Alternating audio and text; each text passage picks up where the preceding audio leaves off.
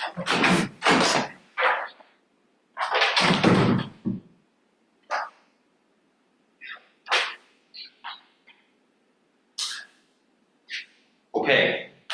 welcome back. Well, I'm back.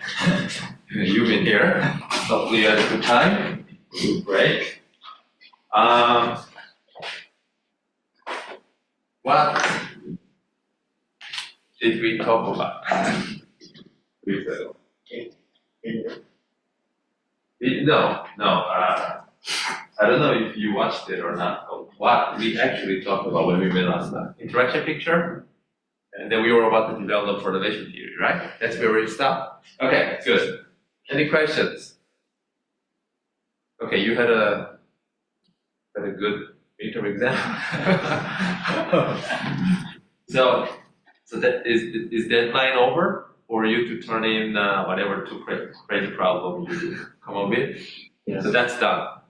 Okay, good. I'm very curious to see all kinds of breakout problems, and we'll see.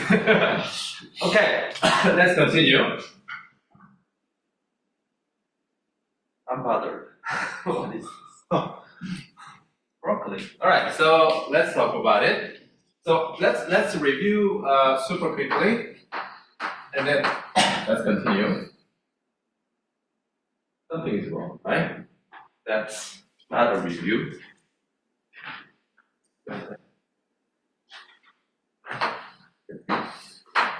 Okay, so I guess we last time we talked about interaction picture.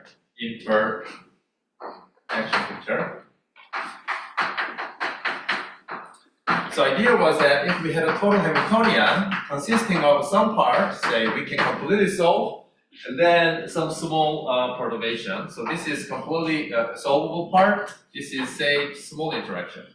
So for the purpose of today's lecture, in the rest of this semester, it is, I guess, good to just say that we want to take H naught to be free action. Okay, so it's quadratic, it can completely solve. And the idea of interaction picture is that number one, the operators. I don't know what I used. Did I say A, O, A? So operator in interaction picture will evolve according to the free part, and then the rest, so some version of this, will create an evolution for the state. So concretely, interaction picture at time t will evolve according to interaction picture A0, and I'm assuming this is time independent. And to be honest, in all of the discussion, we might be interested if we'll think everybody's just time independent. Okay, but we will keep some expression to be somewhat general. But here I already assume that H naught is time independent, so that I can already integrate to just this one. So that was operator, and then we derive how state evolves in interaction picture, right? So a state evolves according to in interaction picture.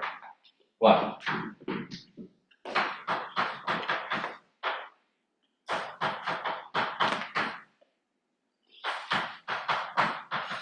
Where this is almost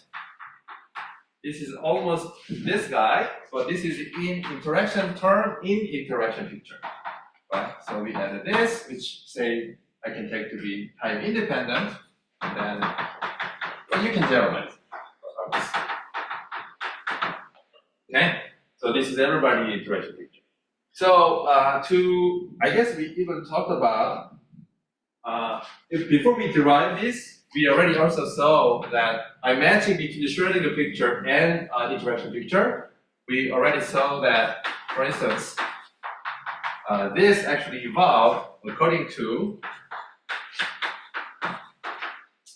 full evolution and then compensated by this. And then we just plug this in and then take the time derivative of this using the fact that how Schrödinger picture time evolution, what sort of equation the Schrödinger picture evolution equation satisfies, and we derive this equation.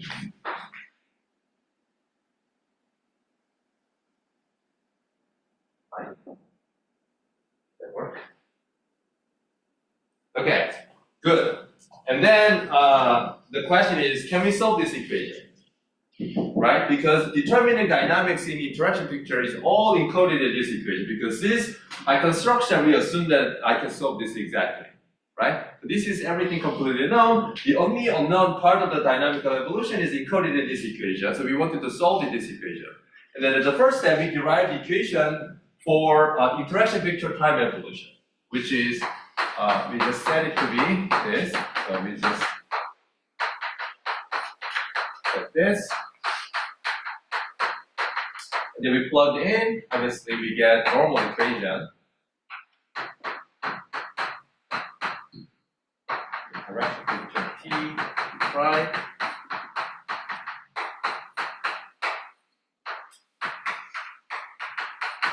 Right. Yes? And then the question was, what is the solution to this? So at least we want to get a formal solution to this problem. And naively, did I talk about the solution to this equation already? I talked about? Did I introduce the Dyson formula or not? Okay, good. Good. So now, new stuff. Wake up. New stuff. So, naively, you might say, oh, I think I know what formal expression I need to write down. Okay, time independent piece. So naively, let's just write it down, the solution of u t prime is equal to exponential, because I want to be fancy.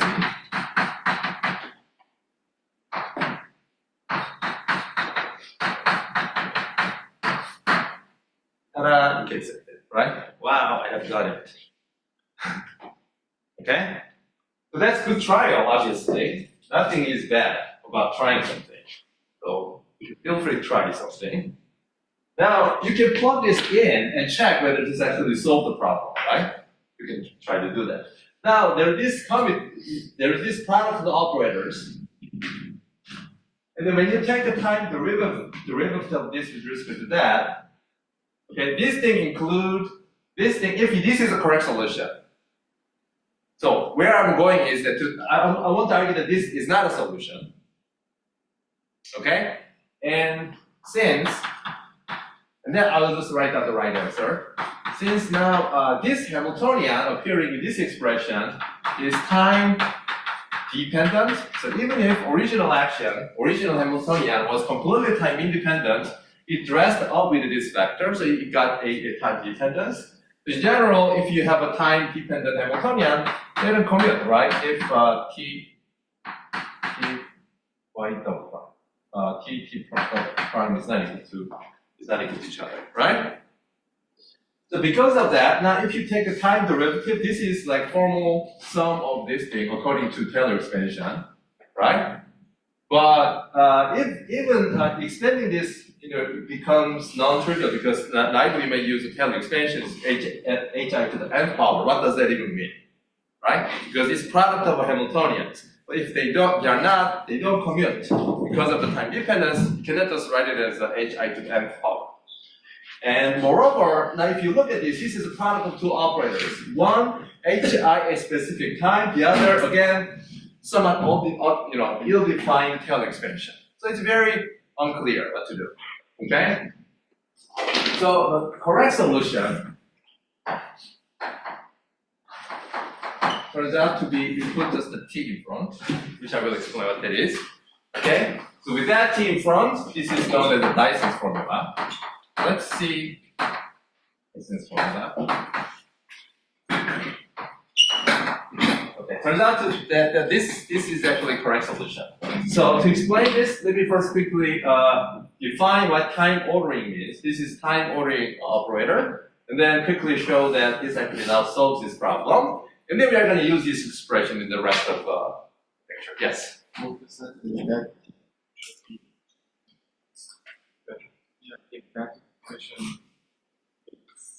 mean, if I want to plug this in here, that's it. What do I mean? That is okay, that's why I didn't mind. Yes. I just meant that in general, since this thing has a time dependence, explicit time dependence, in general they don't commute, right? And then if you apply that to here, it's not going to solve the problem unless you put this Simple. So what is that? Let me explain. I mentioned that already. So if you recall, we had a moment to talk about operator ordering, right? So before we introduced only one kind of ordering, which is normal ordering, right? Normal ordering was that if you have a string of operators, or single operator is also fine, you put, well, that doesn't make sense. So if you have a string of operators, you move annihilation operator to the right, and then accretion operator to the left, right? So if you normal order, you plug into the defective expectation value, it is trivially 0, okay? So that was nice thing about it. And then we saw that in the context of looking at Hamiltonian, there was this 0-point energy, and you didn't know what to do, okay? And then I said that if you just choose a normal ordering, that part is taken care of, so you don't have to worry about that. And then we also talked about, different aspects of normal, not just ordering, operator ordering in quantum field theory, but okay. So this is the second kind, time ordering. Let me define time ordering.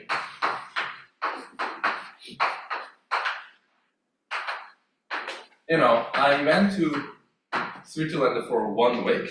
I had a good time.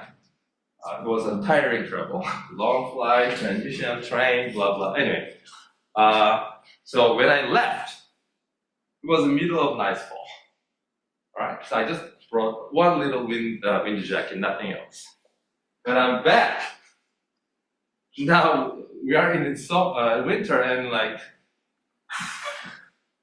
so warm here. What's going on? Okay, anyway, so time changes and time evolves. So let's talk about time ordering. So time ordering of, say, A of x, B of y is defined. So if the time of x is larger than y, so if I can write mathematically as this, then you put x operator, meaning the operator with x time later than the y. So that's that. But if, with the plus sign, y time is larger or later, then you have to put corresponding operator later than operator with x. Here plus, because we're talking about bosonic operator for now. If it is fermionic, you have to put minus x to take into account the Fermion statistics. Okay? So don't worry about Fermion aspects for now. So this is my definition of time ordering. And then, assuming everything is bosonic operator, which is the case, because Hamiltonian has to be bosonic, and the time evolution operator is the bosonic operator. So with that, I want to show now that why Dyson's formula actually is a solution to, formal solution to this equation that we wanted to get. Any questions so far? Yes? What happens at equal time? Equal time. That's a subtle. That's a subtle. So if you have a two operator, they are separated well enough, then you can identify the separate operators. Good. That's good. Okay? And then if I pick you and smack together, then you can ask, who is this guy? That's the question, right? So when you really bring two operators together, often there's a singularity, divergence, it's getting subtler, but at least physically you can ask, what is the net effect of stacking two different operators together? So not just the time ordering issue, if you have in general two operators, this is completely off of our development, so you can neglect everything. So if you bring x point to y, okay, and then you can ask, what is the effect of this thing as a sum of operator bases? Okay, can it be represented by some sum of other operators effect? There's notion of operator basis and so on. Anyway, so this subject is called operator product expansion, which I'm not talking about at all. There's that subject. That's what I'm talking about. Okay? Good. So let's go back to this discussion. Now let's check why this solves the problem. Well, let's actually evaluate I. It's a good start. And I'm going to take the time derivative of that object. Now, okay, good. So to show this, let's assume, for now, let's assume here t is greater than t prime. Okay, so let's first show that this formula solves the equation if t is later than t prime. Okay, And then we will ask what happens if it is the other way around. So first, let's constrain ourselves this region. Okay, so then I can take a derivative of u. Now, by definition, so I'm about to take the time derivative with respect to this t. Then, by knowledge of the derivative, you know you have to pull this out, right? When you pull this out, where would you put? There's this time ordering. But by construction, inside of time ordering, this thing behaves like a commuting operator. Because time ordering says that I govern everything, and then you just feel free. Everybody is commuting such that you just order according to the time. Okay. So once you are embraced with the time ordering, it almost behaves like just a commuting object. So I'm going to pull out this hi, but at the latest time by construction, so since I'm assuming here, so that thing has to come out to the left of everybody. So if I do it, I minus and cancel, I'm going to have this t, and then well, it's inside of a time ordering if you like.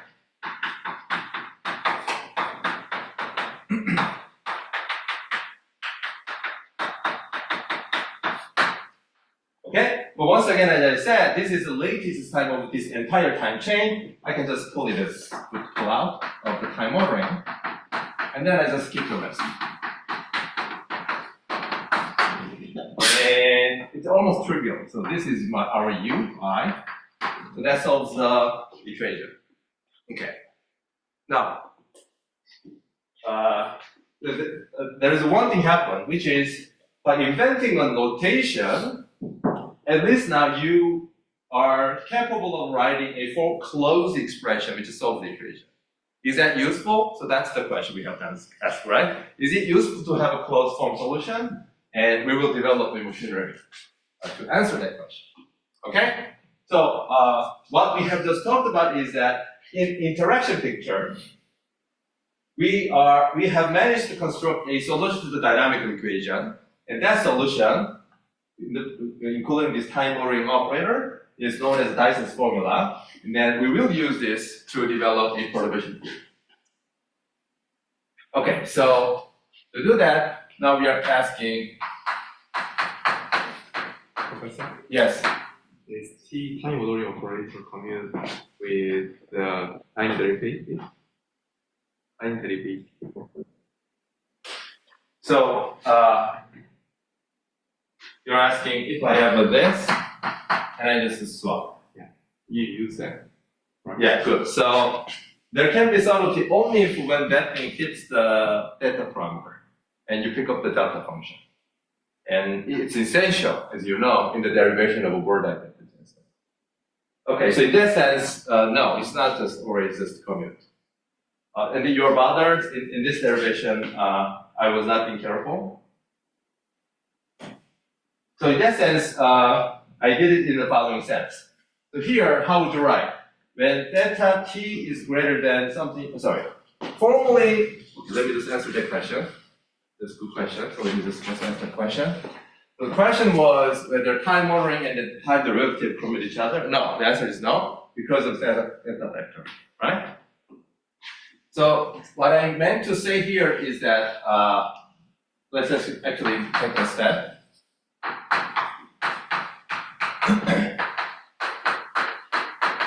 Okay, so actually let's just write time ordering of exponential t prime.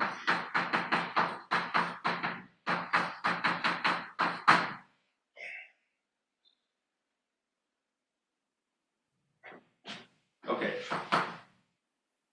So this thing is a formal expression now, and then you can expand this because time ordering helps you, right? You know what you mean by that. So if you have a product of this object, you will order according to the time. Now, once I take a particular time ordering in mind, right? That means that, so in other words, what I'm trying to say is that if I know that x0 is greater than y0, then time ordering expression is just this. Then I can take a time derivative, no problem, right? That's MT agree. If I'm just taking one term, I'm saying, then I can do it. I'm not saying that if I have a general expression with unspecified ordering, then I have to keep track all kinds of data factors.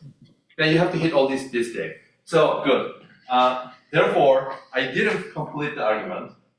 First, I showed that if I assume particular ordering of the time first, okay, then I have an operator defined at t and then the rest.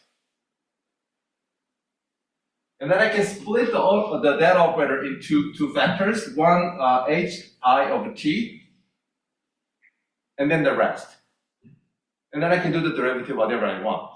Now, what I haven't shown is that, is this a solution to the Dyson's, is this a solution to this equation, even if t prime is larger than t, for instance?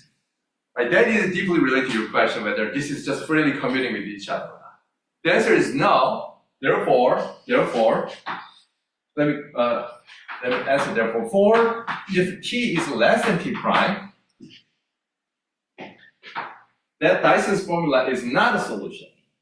Okay, so Dyson's formula is not a solution to evolution equation. Okay. So you should not just take that as a solution to arbitrary case. This solves this equation only if this is greater than this. However, to complete the argument, then basically what you want to know is that t prime t. So this, if the t is greater than t prime, I know what the solution is. Then you would ask, what about this? Do I also know this expression? Right? When t prime is greater than t. And you know the answer because by unitary of this operator, which probably we proved it last time, this is the same as that. And then this, I know how to derive it. So once you can derive it by unitary of the operator, you can take a conjugation to get the other order case. So in that sense, you don't lose much information. And I just need to make sure that this is a solution provided that this is solved.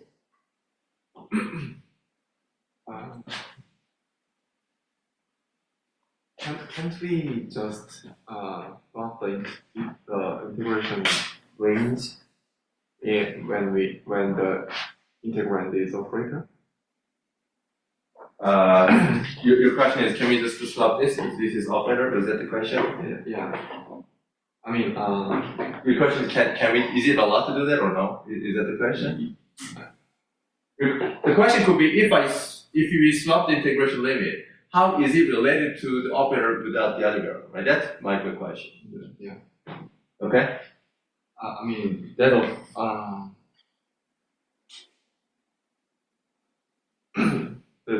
if we take the dagger, then there must be minus I must be up to I, right? In that expression. You can try to do it explicitly.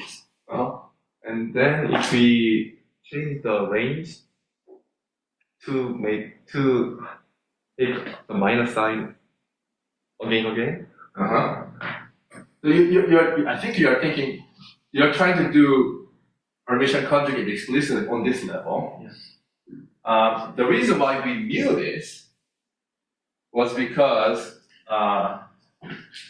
we had another representation of this interaction picture time evolution operator. Let me quickly remind you, and then we can move on. So if you recall, once again, which I erased as usual.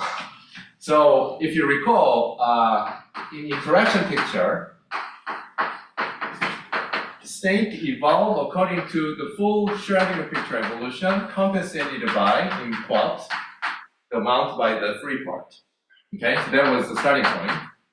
And then once again, and then you can take a time derivative to derive this equation, of which I also erased that equation. So you could say that this is ui 0 to t. But then from this, you can also derive u t prime. First of all, you can use this explicitly because this is unitary, this is unitary, this is unitary. You can show that. Okay? And also, this satisfies group multiplication law. This also satisfies group multiplication law. You can show that this thing also satisfies group multiplication law. Okay? But to do that, the better representation was that this thing is given by showing the picture evolution, but making basically interaction picture on the right argument. You perform either the minus I. It is minus IH0t. On the left, you do plus. Okay. Now using this, you can show, for instance, it satisfies this, it satisfies group multiplication, and so on and so forth. So I use this more primitive knowledge to say that this is true, not because I can just perform this explicitly. Okay. Any questions? Okay. So yes. So for the smaller than prime, zero, apparently the ordering of the Hamiltonian and the expansion of exponential is like inverse of time ordering. Yeah. I mean, if you want to say things like that, that might be the thing. But my strategy or whatever strategy is not to think about that way. Rather, I stay in the regime where I know what to do. And then I just want to extract the solution even for reversed time ordering case by just using this unitary property. That's the strategy. Okay, so we introduced the interaction picture, and then we found out that that's useful if your theory consists of a free part or completely solvable part and a small perturbation part. Okay? And then entire dynamics, we just learned is encoded in this time evolution operator in the interaction picture. And then the formal solution to that is this. Okay? So if you know small perturbation part, this is H prime, right? Interaction Hamiltonian, but in a interaction picture. So now you can view this as now you can take this and try to Taylor expand in a proper way, which we will develop a machinery for doing that. Okay? And then you can study your dynamics of the system order by order in power series expansion of HI. Okay? Because this is by construction is a small. We will quantify what we do by small as we go along, but that's basically a strategy. Okay, so to make it more explicit, let me discuss scattering.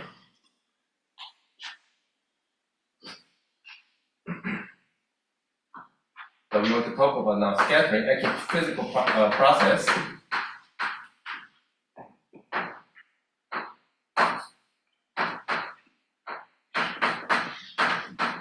Okay, so I will talk about this first, and then I will talk about how to do this expansion.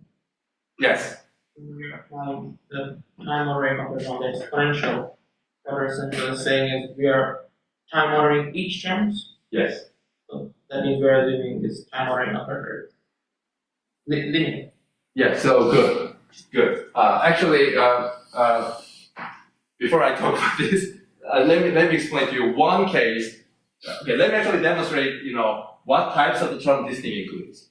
Okay. So let's actually talk about it. So let's take our solution. Yes, good. Actually, I was planning on doing that. Good. So let's actually talk about the expansion of this.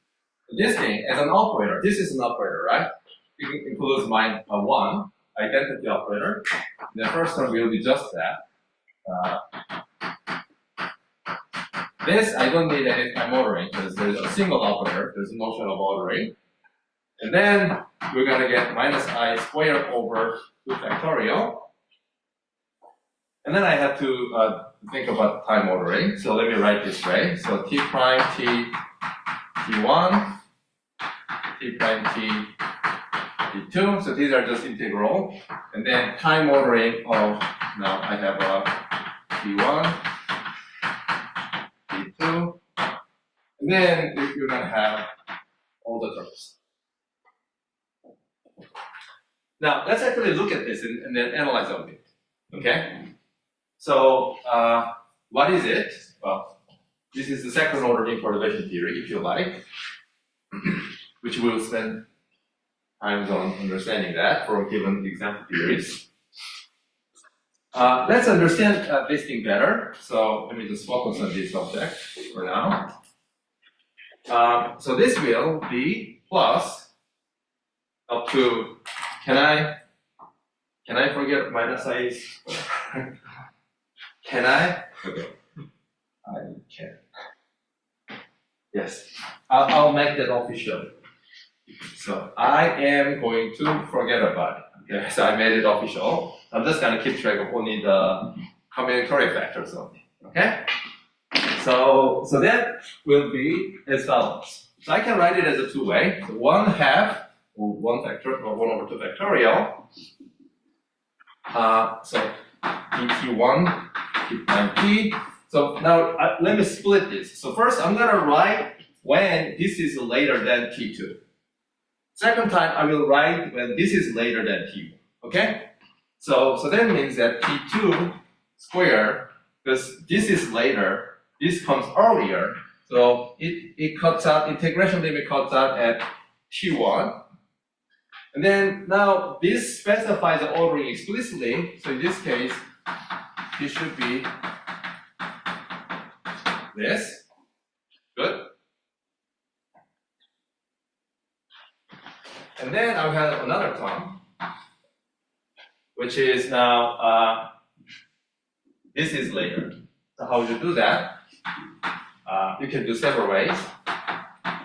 One way, two, is that this comes later. So T1 to T, and then I have to put T2 later. Okay? So I just literally write down the definition of time order, right?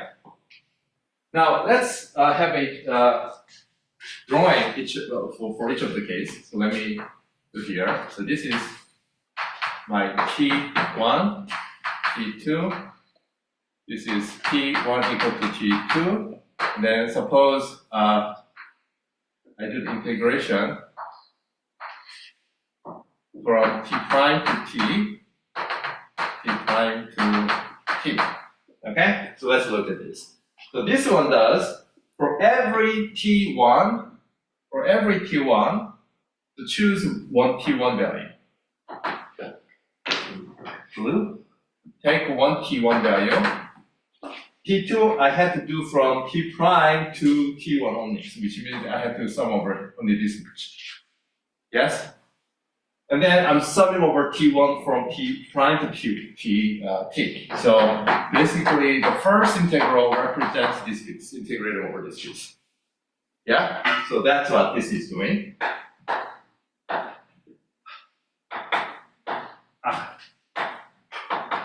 So this is what I'm doing here. And manifestly, this one does the upper part. Right? Because now for each T1, I have to do from T1 to T. So that's what I'm doing here. Right? So this one, I'm doing this piece. And you can convince yourself by changing variables. So for instance, this one you can just do the change of variable by exchanging these two. You can literally show the formula this is identical to the first. Okay? So this is a manifestly time-ordered expression. So for instance, that expression I'm just continuously writing down. It's the same as dt1 from t prime to t, dt2, t1, t prime to t1. Now I'm writing in a way that manifestly time-ordered, h1, t1, h5, t2. Okay? In fact, now we can even look at the nth order expression, n factorial to t prime t, dt1, t prime t, dtn, I'm ordering. Okay. I was gonna suggest save some chocolate after. So this we can actually check now. We're talking about n-dimensional. What is the name of n-dimensional box?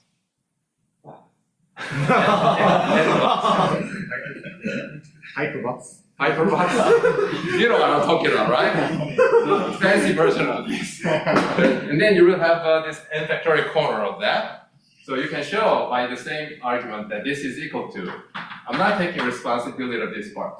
But this is just now time order. So T1 is the latest time, and then T2 is next time, which means that it started out capped by T1 to T prime. And then there's a last time, it goes from the smallest time to the next time. Okay, and then it's manifest in order. Oops. Okay, so this exercise is just to illustrate that yes, this such a formal expression, but I'm just explaining to you what term by term actually means. Okay, at least it means this, and then later we will work on more on this expression. Okay, to address questions. Okay. Eventually, scattering and S metrics. There has been obstruction for me to be able to talk about scattering, so let's actually do it.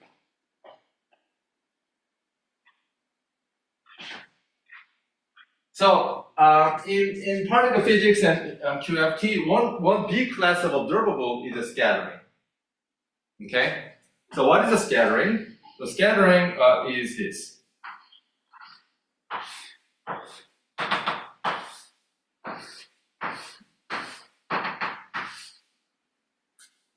So suppose you have an initial state, which I will define sharply, but for now, let me just call it an in state. And then you have an outgoing state, so let me call it to be out state. But I will make more precise mathematically. And then suppose you had an initial state with the momentum P1, P2, etc., M, and then final state, momentum coming out, momentum coming in, K1, K2, etc., Km. And then in a very localized manner, some interaction happens. So you prepare in state, which I will again make a more precise concept mathematically. You smash them together in a very localized region in space and time. Some non-trivial interaction happens, and then you create a possibly different set of particles, and then it flew out as if it looks like a product of free particles. So in the in state, this looks like a product of free particles. Okay, something happened, and then turning into again product of possibly different set of free particles. And then we basically want to define mathematically what object in quantum field theory will capture these types of process, including all kinds of probability density. Okay, so that's the goal. So we have to define in state and out state. So I will define what is known as asymptotic state. Yes. Should the number of out state and C thing? No. You go to. Oh. I designed nicely so that I thought I'm gonna write n, but I failed. I was about to write n because almost by inertia, but I overcame that by writing n. But okay, so yeah, it can be different. That's the whole point of relativity, right? If it is not relativistic, you can only have an elastic scattering, same set of particle, not only same number of particle, same guy with only small momentum exchange. But in relativist context, you can smack them together and produce completely different set of particles. And this happens all the time at LHC. So what you collide at the initial state is two protons. Okay, it's roughly having a 7 TeV energy. Okay, you collide them together. Final state, some number of pions, kaons, B mesons, rho mesons, electrons, positrons, Z boson, Higgs, and hopefully new particles, right? Some supersymmetric particles, some composite particles, axions here, that, and that. Okay? You smile. Some of you, that will be your life. Praying for production of your particle. Okay. Anyway, so So let's first develop language for dealing with this question. Okay. So asymptotic state. I will define first the in state. So which I will label as a psi of a t at some time in state. So let me say first say in word, and then I'm gonna write the equation. In state is a okay. So to do this, let's set the stage. So I want to look at the age, and then again there's a free part, and then there's the interaction part, and then I want to write a Hilbert space associated with the full theory to be early age, and then I also want to write Hilbert space associated with the free part as this h is 0. Okay, so these are the Hilbert space associated with the full, and then this. So I'm not ready to state the meaning of an in state. Then I will write corresponding equations. In state is a basis of a full Hamiltonian. Okay, so this is a state of a full interacting theory, but it looks like in the asymptotic past, it looks like a product of a free particle state. Okay, so now I'm going to write an equation, and then I will give you another intuitive way of understanding the equation. Okay?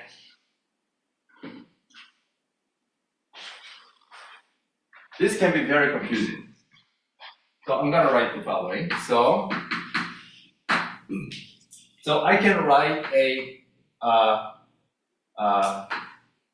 u of t0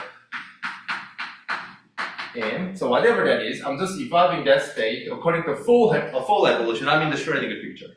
Okay? And then I want to see how that state looks like as I send the t goes to minus infinity. So in the far past. And then let me take this is a free state. Okay? So this is state living in the free Hilbert space. And then I also want to evolve that thing in the far past. And I want to compare these two in the far past.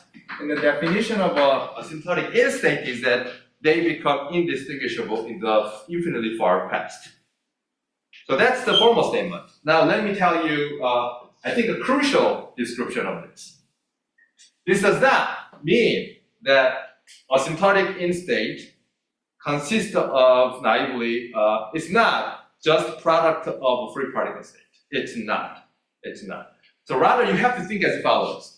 Again, this is a state of a full interacting Hamiltonian.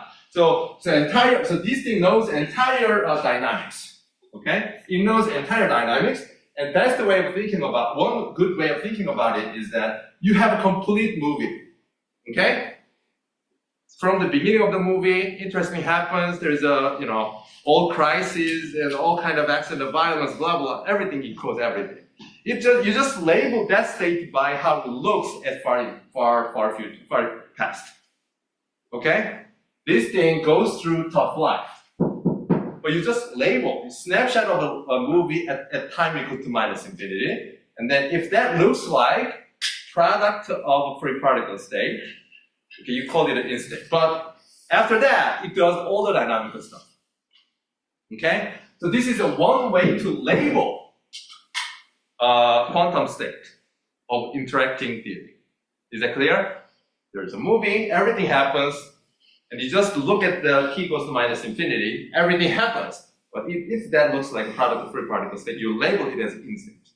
This is one way to organize basis vectors of your quantum Hilbert space. Okay, our state then can be stated equally.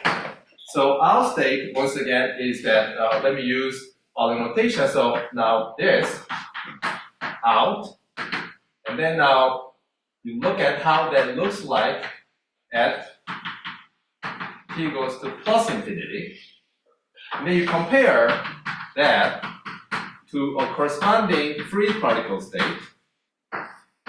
And then if they look the same, you call it a asymptotic out state. Same thing. Same Hilbert space, but now you look at the set of a state, hopefully complete basis of a Hilbert space, that looks like a product of a free particle, and you label according to that slice. Is that clear? So this is never equal to naive product of the free particles. Okay? So one time, so you have two different bases of your Hilbert space. One basis is this. Another basis is this. Okay? So this spans your, I'll get to you. This can span a full quantum Hilbert space. This also can span full quantum Hilbert space. Yes. What's the definition of the zero state? This. Yes. So this is literally a eigenvector of a free theory. This is genuinely a product of a free state. So for that, if you compare, so if you can think of it as this is just only a conceptual picture, visualization. Suppose you had an in state, it had its own life, right? It goes through all kinds of dynamics, and there was an out state. It has its own dynamical process. Okay? Free state is like, I don't know, I'm just gonna keep going through. Nothing happened to me. So if you look at the 5 particle state, it's a free particle state. So exactly same guy will appear in the final state. Yet, in the in state, was this my state? It may look like product of some number of state particles, right? And then out state, it may look like some number of other particles that state. Okay? But that's not equal to naive product state. That's the key. So the eigenstate of the free Hilbert state is just one particle state, not the one whole state, right? Yeah, each box space. Like 0, 1, 2, n particle, and it's 2 entire cells. And also I want to ask you the cardinality of the Hamiltonian, the total Hilbert space and What? cardinality. Okay. And Are you asking whether you already should expect the matching between the two? Yeah. Okay, so I don't have a mathematical proof. So long as this is already a small perturbation to that, I imagine that you only turning on the small perturbation on top of this among the particles living here, it will only going through small interactions among themselves, right? Yeah. In that sense, I don't know what's the correct mathematical object cardinality, but yes, I'm assuming that this is a small enough interaction that it does modify that. So for any, say for instance, n particle state here, I will be able to find a asymptotic state can be labeled by those n product states. But something make me worried because consider the situation in quantum mechanics.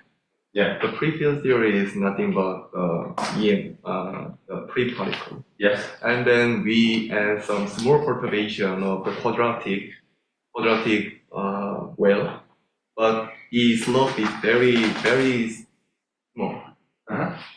But the Bound state formation you're talking about? Yeah. Okay, good. So cardinality is different, right? Yeah. So such aspect exists in most of the perturbation theory too. Not most. It can exist in some class of perturbation theory. So the question is whether this nature of interaction is such that it also allow you to form some sort of bound state. Then obviously you might have a different possible asymptotic state which you may not find the corresponding object in the free space. So unless this is like infinitely long-lived bound state, unless the bound state you can form from your interaction perturbative field theory is very long lifetime, okay? We will not put that guys as an initial or final state, and then you will not get, obvious subtlety in this question, because I have to be able to send the t to plus minus infinity in this formal discussion for now. We will go back to the reality at some point, but for now. So then, unless those bound states can be infinitely long-lived, okay, in this limit we will not put those guys as an initial or final state, so we can avoid the question. Having said that, such thing exists. Okay, such thing exists, and there's a separate discussion needed to include those objects. So not only those bound state formation, but also in principle, there's other aspects of the subtlety that some of the initial final state suffers from or enjoy or suffers from some other aspect of quantum field known as collinear soft divergences. There's another formal technique to handle those subtleties too. Yes. And can I understand that plane as a Name? that claim Oh, okay. that we did not put the H prime at something like infinite bound potential in quantum mechanics, but we add that kind of the finite potential well, and then we only think of the instate as the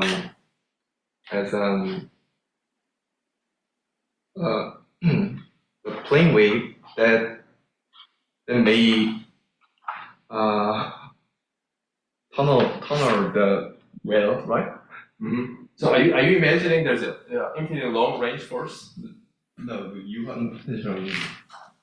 Okay, so there's a localized potential. Yeah, right. So we need that kind of interactions in time direction as a H prime. In this language, yes. Yes. Although we will quickly just go to just the space-time picture, not necessarily time slicing, but yes. So I'm imagining, like I said, some localized interaction, local interaction, more precisely. Okay, and then we ask. Therefore, once I assume that H prime is such that it only allows me to talk about the local interaction only, then I can separate the region of interaction from, say, free propagation region. And then I can talk about formal limit that this really looks like a propagation of free particles. But I need to have a correct language to speak. It's not genuine, like free particle state turning into something else. But it looks like a product of free particles within the full interacting field theory. And I'm saying the machinery or concept to talk about that is asymptotic state rather than this product of region. Okay, good. So where are we? We're starting out with this setup, and then in this full Hilbert space of interacting theory, we have two sets of asymptotic state. One is in, which looks like a product of free particles, but it's not a product of free particles, only looks like in the far past. Okay? And then there's out state, which looks like a product of free particles in the far future, which are not just naive product of free particles. So we are talking about two different sets of, if you like, a basis state of a full Hamiltonian. Now I can define, in terms of this, scattering amplitude. So now we can actually define scattering amplitude. Let's define.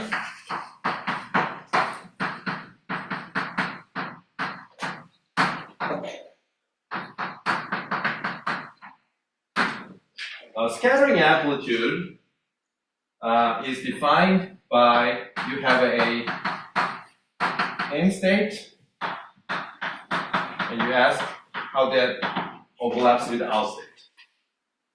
So is this physically make sense for you? Let's see. So you had a quantum state that looks like a set of free particles that you wanted to do the experiment. Okay? I want to smash electron positron. So you want to pick an in state that looks like a product of electron and positron. And then you ask, what is the probability of that thing turning into a set of outer particles? Like the Z boson H and the mu plus minus and so on. So you ask that question, right? So you're literally asking the overlap, what's the probability of this state turning into that state? Okay? Now, important thing is that this is time independent. So this is time independent. Obviously, because this is a set basis for this Hamiltonian, which is controlled by the full shredding of the time evolution. And this is another basis which also evolved according to the same time evolution operator. So this is time independent. Okay? So hopefully that makes sense already. I don't have to write down. I was gonna write this is equal to the same with the t primes, but hopefully that makes sense. Which makes sense physically. Why does that make sense? So if you do this scattering amplitude today, and if you do the same experiment tomorrow, you hope to get the same answer, right? So theory, physics, we are talking about Poincare invariant theories. So there should be time translation invariance. Yeah, Okay, so now I can define S operator or S matrix.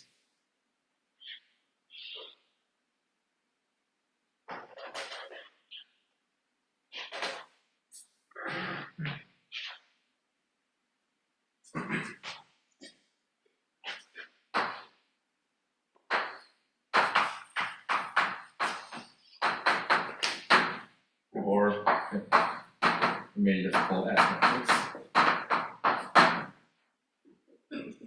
So the claim is here, the claim is the following.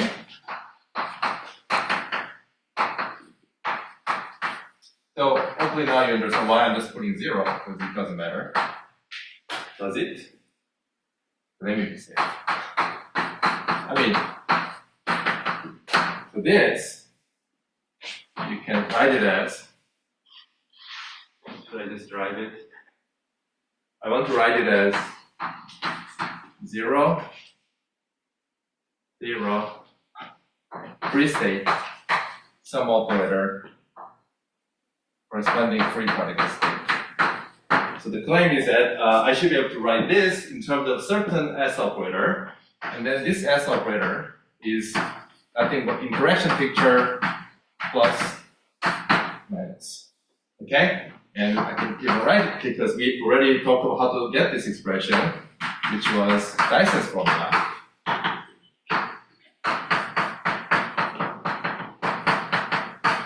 And then I can even write this as full spacetime by introducing a Hamiltonian density. Okay, so I want to show this is the case. Now this is where Dyson's formula comes in the discussion of scattering processes. Okay, so before I show this, now if you want to look at a certain scattering amplitude, right, converting m set of particles into n set of particles, then in the context of propagation theory, it is the same as having a sandwich between the two free particle state, m to m set of particles, and then you just have this S operator, which is nothing but this Dyson's formula, but integrated from the minus infinity to infinity. Now you can compute this. That will be the subject of most of the few lectures, not you, maybe, by expanding this in powers of this interacting Hamiltonian, right? That will give you how to compute S matrix in terms of in the perturbation field. Okay, so that's the logic. Now let me show this. Why that's true. Same one. So let's actually look at the proof. So let's start it out with this. So as t goes to plus infinity, n is the same as by definition. So I'm just using the definition. So minus IHT. Oh. Yeah. I missed one thing. Let me first write it first. Let me just write this already. T 0, 0 in.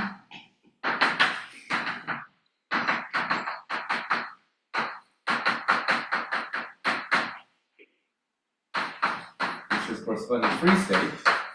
This. What it means is that from this you can extract that the T plus this can be written as you have to move this guy, then that is the same as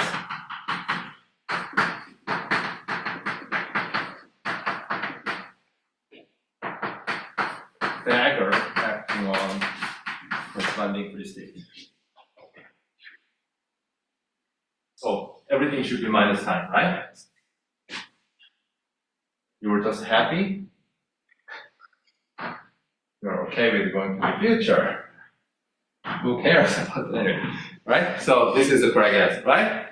That's just according to the... And guess what? So what was this? This was nothing but interaction picture time evolution from 0 to t, where t goes to infinity, minus infinity.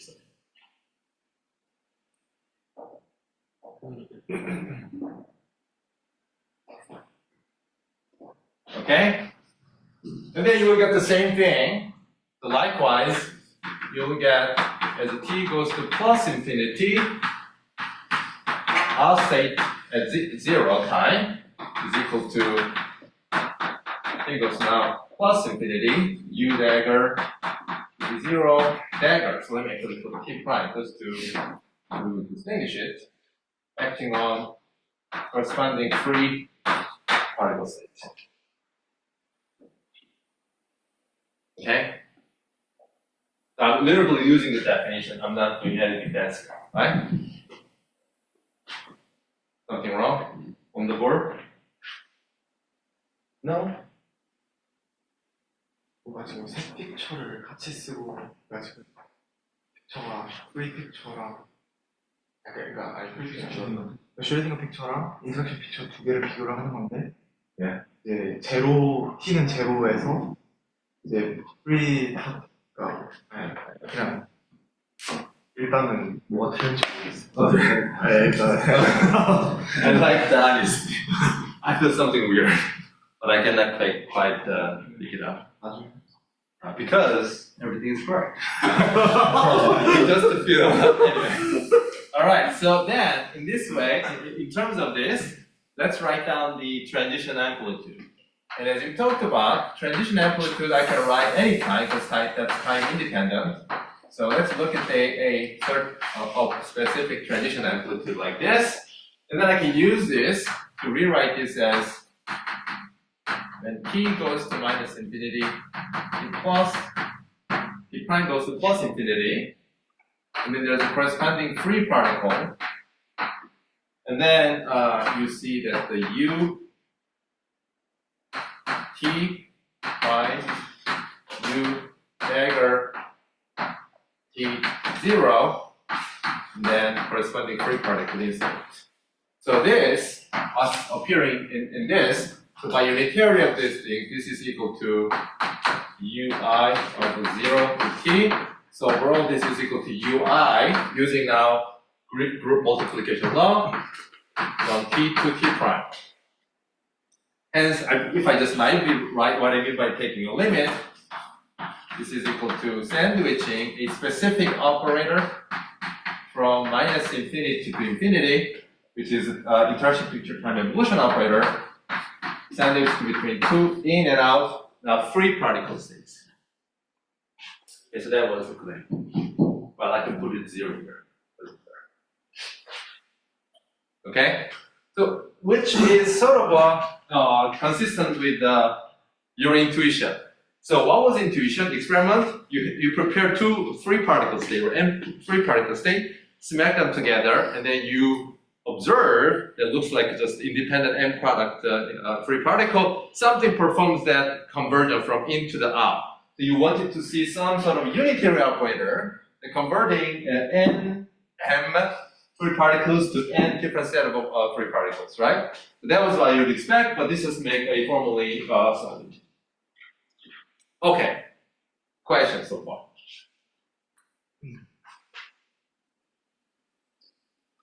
Is the time independence of the that comes from the unitarity of total emitter Theoretical picture time evolution. Yes. Yeah.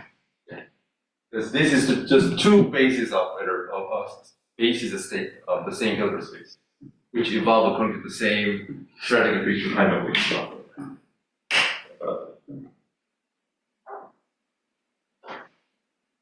It is all basis. So this is the set of a complete set of an entire asymptotic in state is a basis of interacting Hilbert space, and then set of all out states is another basis of the same Hilbert space. Okay, so I'm taking two different representation of the same Hilbert space. One in terms of in asymptotic state, the other in terms of out asymptotic state. Which is useful because that's a good way of formulating the scattering process. One looks like according to what it looks like in the far past, the other according to how it looks like in the far future. If I ask the question of what happens to these two, which correspond again different bases, at least it is a clean definition of a scattering amplitude. And then we just express that in terms of a free particle picture. But then you just need to get this time evolution operator. Okay, good. So that's that. Now we will start using this formula. So basically, in the rest of the few lectures, we will look at this and then start computing this for a given point model, developing what is known as a weak diagram representation, Feynman diagram, Feynman rules, and then learning about how to compute the amplitude, and then how to understand the physical meaning of a given computed amplitude, and so on and so forth.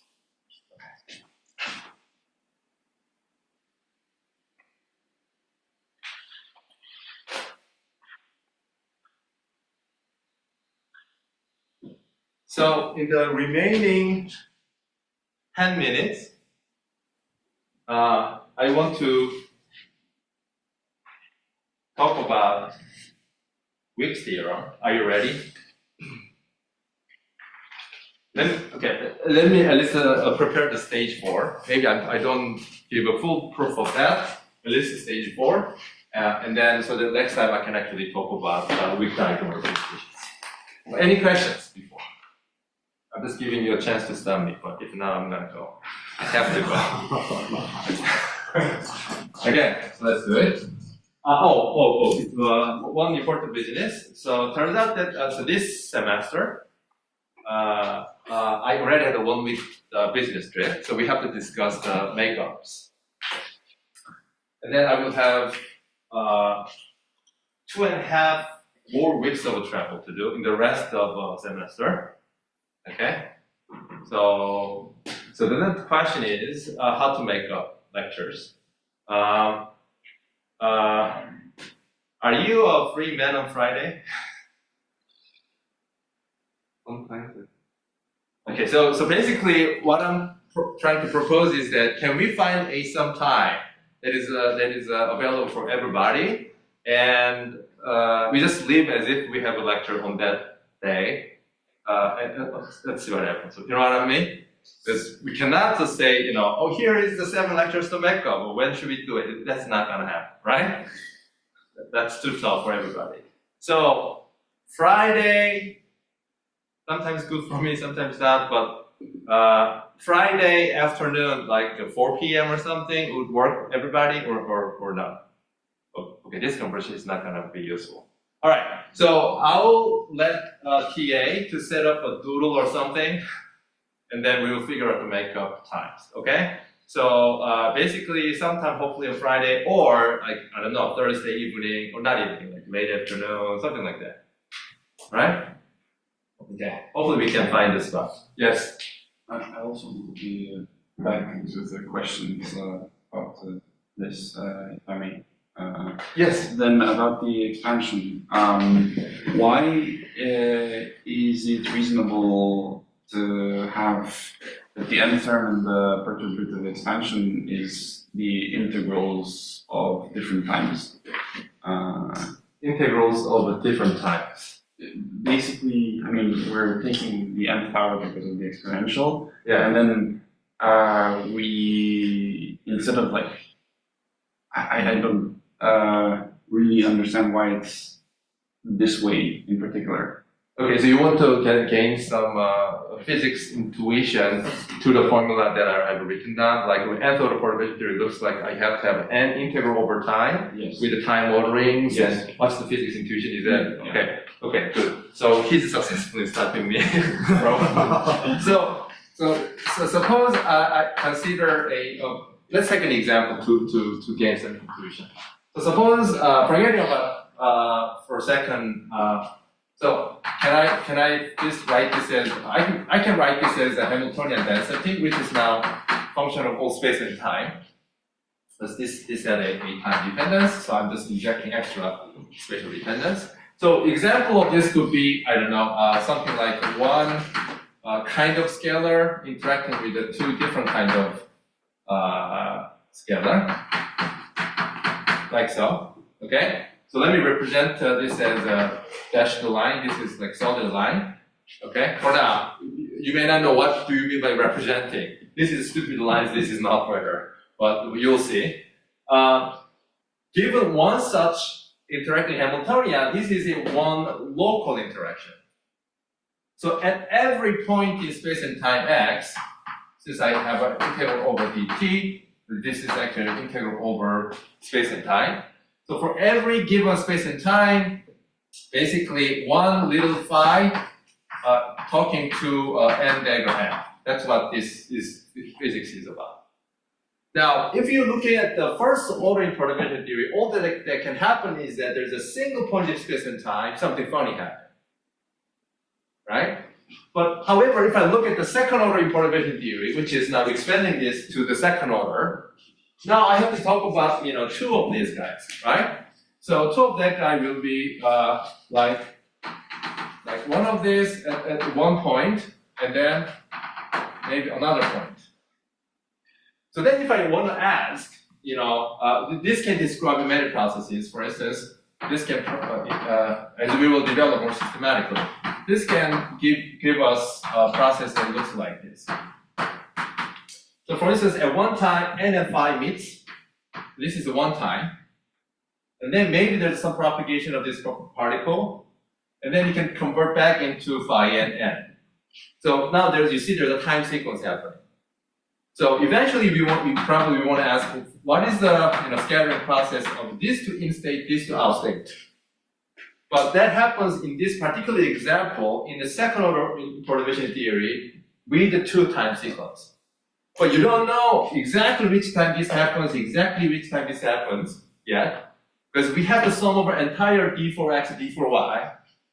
However, at least you know that that time ordering process, as we saw, can be for t1. At least we saw this. Like I'm gonna sum over everything from the initial time to the final time, but in a time order sense, I will stop at this. So what does this now physically mean? I want to look at that. This happens first. This is my time direction, for instance.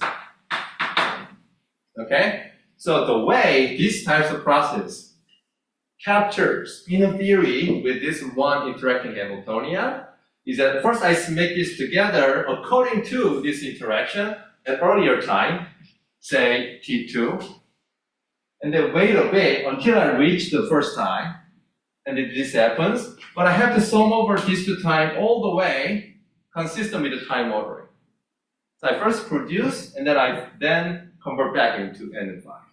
So that's the sense, there is a slicing over times. And then you can ask, what about if I look at nth order perturbation theory? Right? So for instance, this can also come from higher order. Let me see if I can draw. Can I? Yes, for instance. So this will contributing to this same process, but coming from the first order perturbation theory. So you first collide these two guys together and they produce one of the only n particle, but in the middle, you again split it in two and then meet again and then eventually convert back to the final state. So this is the sense of a time slice, and then I have to integrate over this time from initial to some point, and then I have to integrate second time from here to there, and then I have to do the same, and then I have to say, that's the time ordering happening. Does that make sense? Okay, so that's sort of how you start getting a physical intuition from that formula with the time ordering system. Okay, so with that success, congratulations. So we stop here, and next time I will discuss the Week's theorem and the Week's diagram representation. And if we have time, we will move on to Feynman rules and Feynman diagrams.